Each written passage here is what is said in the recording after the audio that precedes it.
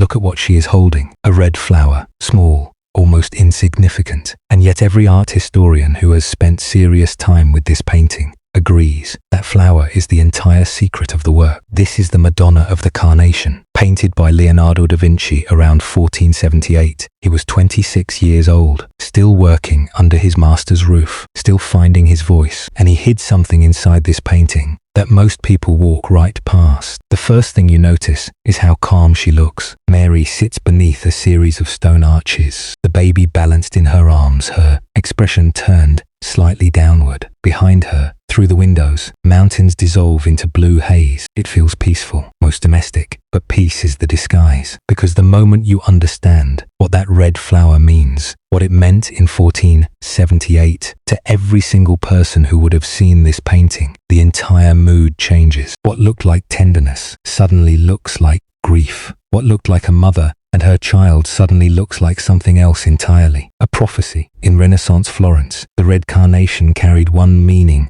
above all others: blood, sacrifice, the passion of Christ. When Leonardo painted the baby Jesus reaching toward that flower, tiny fingers stretched outward, body twisting with the pure physical joy of an infant grabbing at something bright, he was showing you a child who does not yet understand what he is accepting, his own death, and the woman holding him does. Look at her face again. Really look at it. She is not smiling. She is not weeping. She occupies that narrow, almost unbearable space between the two. Leonardo spent his entire career obsessed with this problem: how to paint an emotion that has no name. You saw it later in the Mona Lisa, but it begins here, in this room, with this woman. She knows, and knowing has made her still. The theologians of Leonardo's time had a concept for Mary's unique torment. They called her the Mater Dolorosa, the mother of sorrows, not because she was weak, but because she was the only human being in history asked to love something completely, while knowing from the beginning that she would lose it in the worst possible way. Leonardo does not paint that sorrow with tears. He paints it with a downward gaze and a silence so total you can almost hear it. Now here is the first thing that should unsettle you. This painting was not supposed to survive. For centuries after Leonardo completed it, the Madonna of the Carnation passed through private hands, attributed to other artists, misidentified, stored and forgotten. It was only in the 19th century that scholars began to look at it seriously and say, wait, the handling of light here, the sfumato beginning to emerge in the shadows around her jaw, the landscape through the windows. This is not a student work. This is not an imitator. The fingerprints confirmed it. Literally, infrared analysis of the paint surface revealed the marks of hands that work directly into the pigment to soften the transitions, the same technique identified on other confirmed Leonardo works. He did not use a brush for everything. Sometimes he used his fingers, pressing the paint into the surface until the boundary between one thing and another simply dissolved. He was 26 years old and already treating the rules of painting as suggestions. But here is what the fingerprints cannot tell us, and what nobody has fully explained, is why this painting has two competing theories about who commissioned it and why. And the answer to that question changes everything about what you are looking at. The obvious assumption has always been that this was a devotional work, a Madonna painted for a church or a wealthy Florentine family's private chapel. Standard commission, standard subject, nothing unusual, except for the arches. Look at the windows behind Mary. They are not decorative. In Leonardo's visual language, a language he was still developing, but already thinking in, the arched window was a threshold, a boundary between interior and exterior, between the enclosed human world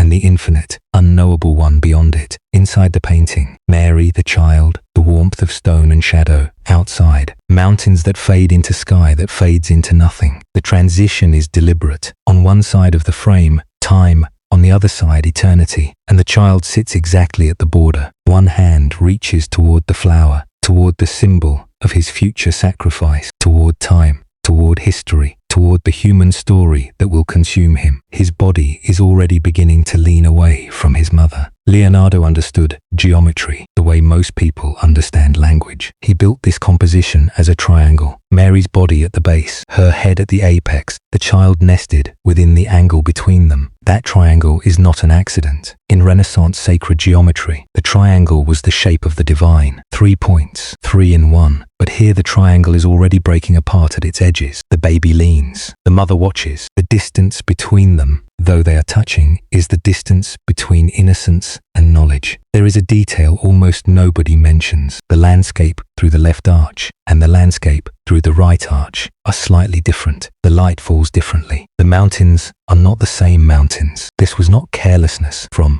a 26-year-old genius. Leonardo made almost no careless decisions. Some scholars have read this as Leonardo painting two different kinds of infinity. One earthly, the physical world Mary inhabits, mortal, temporal, subject to weather and change. One divine, the world Jesus comes from and will return to. She sits between them. She always sits between them. Now look at the baby one more time. What Leonardo achieves with this child is something that had almost never been done before in Italian painting. He is physically real. He squirms. His weight shifts. One leg pushes against Mary's arm in the way actual infants push against things. Leonardo had spent years filling his notebooks with anatomical observations, muscles, joints, the mechanics of movement, and here, in a sacred painting, he used all of it because the theology demanded it. The central mystery of Christian doctrine is that Christ was simultaneously fully divine and fully human, not partly one, not mostly the other, both completely at the same time. Every previous generation of painters had honored the divine half by making him static, golden, symbolic. Leonardo honored the human half by making him squirm. That is a radical theological statement, disguised as a naturalistic detail, and the flower he reaches for still means blood. The painting currently lives in the Alte Pinakothek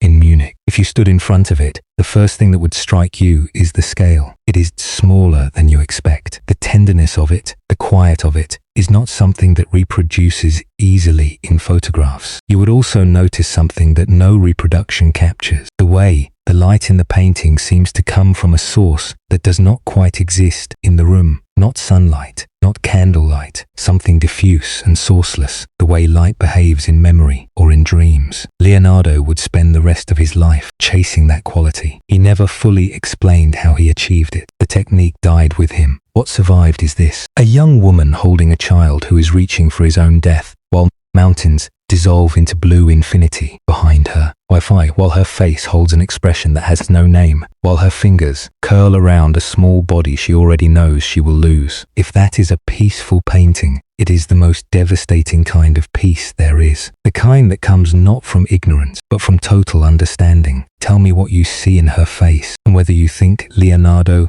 painted a mother or a prophet. I'll read everything in the comments. If you want this painting on your wall, the link is in the description. Shipping is free worldwide, and every purchase helps me keep making these videos. Thanks for watching.